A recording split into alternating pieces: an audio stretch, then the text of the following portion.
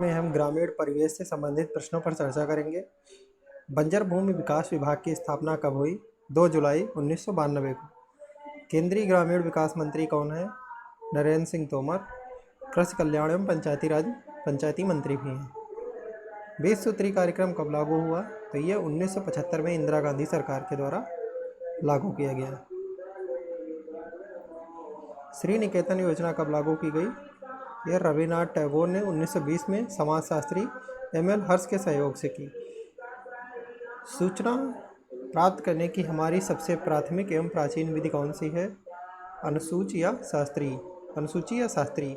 सरकार और कृषकों के बीच संबंध स्थापित करने हेतु विकसित लोकल एरिया नेटवर्क क्या कहलाता है? डेकनेट। उत्तर प्रदेश के वित्तीय स्वास्थ्य की देखभाल तथा सरकारी लेन देन में पारदर्शिता हेतु कौन सी वेबसाइट बनाई गई? कोशवाणी वेबसाइट। उत्तर प्रदेश का एकमात्र परमाणु विद्युत उत्पादन केंद्र कहाँ पर स्थित है? बुलंदशहर में। जुताई के उपकरण कितने प्रकार के होते हैं? प्राथमिक और माध्यमिक। भूगर्भिक रूप से उत्तर प्रदेश भाग है गोंडवाना लैंड का। सदा नीरा नदी किसे कहते हैं? गंडक नदी को। उत्तर प्रदेश का क्षेत्रफल भारत के क्षेत्रफल का कितना प्रतिशत है? 7.3%। देश को कितने जलवायु क्षेत्र में बांटा गया है? 15। उत्तर प्रदेश को कितने कृषि जलवायु क्षेत्र में बांटा गया है?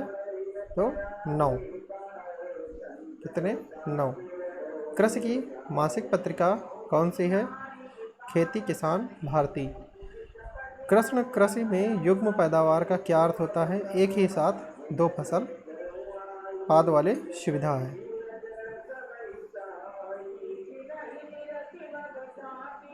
पाद पालन सुविधा है नियंत्रित परिस्थितियों में पौधों को उगाने की विधि। कृषि संबंधी तनाव के कारण स्वरूप नामक रिपोर्ट कब प्रकाशित की गई? 1979 में। भारत में बहुफसल कार्यक्रम कब संचालित हुए हैं? 1967 और 68 में। भूदान और ग्रामदान आंदोलन के प्रणेता कौन थे? विनोबा भावे, आंध्र प्रदेश से। अनवरत योजना किस अवधि के लिए बनाई गई थी? 1978 से 1983 के दौरान। सामूहिक कृषि का प्रचलन कहाँ पर हुआ? पूर्व सोवियत संघ में।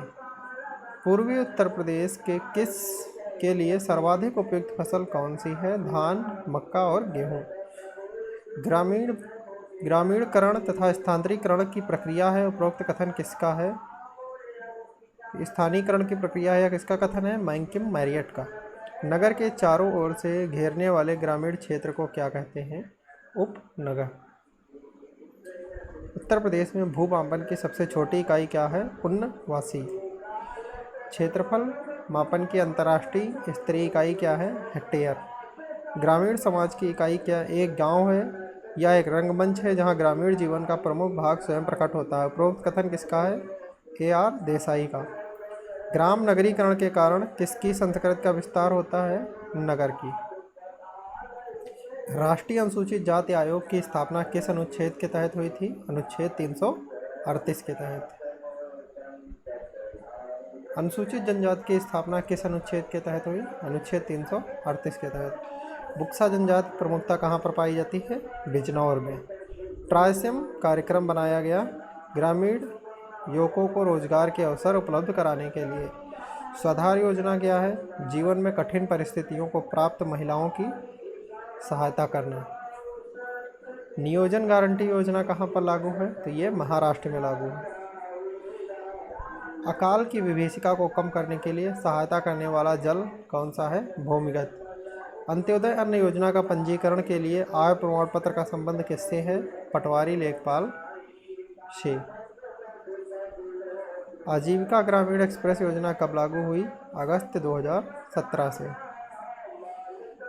शिक्षा का अधिकार अधिनियम कब पारित हुआ? 4 अगस्त 2009 को। शिक्षा का अधिकार अधिनियम कब लागू हुआ? तो यह लागू हुआ अप्रैल 2010 से। इंदिरा आवास योजना के बारे में जानकारी कौन प्रदान करता है? ग्रामीण विकास मंत्रालय 1985। कृषि उपज का न्यूनतम समर्थन मूल्य का निर्धारण कौन करता है? कृषि लागत एवं कीमत आयोग। किसान क्रेडिट कार्ड वार्षिक समीक्षा की शर्त पर कितने वर्ष के लिए वैध होता है? 3 वर्ष के लिए। पहली बार जो है कृषि गणना कब हुई? तो 1970 में। पहली बार पशु गणना कब हुई? तो यह हुई 1951 में। रैंचिंग पद्धति क्या है? पशुपालन में विविधता ही जो है रैंचिंग पद्धति कहलाती है। यह ऑस्ट्रेलिया में प्रमुख रूप से होती है। समर्थ योजना क्या है? समर्थ योजना जो है विधवा तलाकशुदा अपेक्षित महिलाओं को तकनीकी शिक्षा प्रदान करने की योजना है। सब्जियों की व्यापारिक खेती क्या है? ओलेरी कल्चर।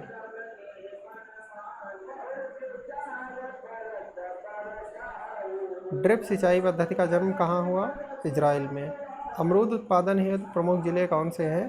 प्रयागराज, कौशाम्बी और आगरा।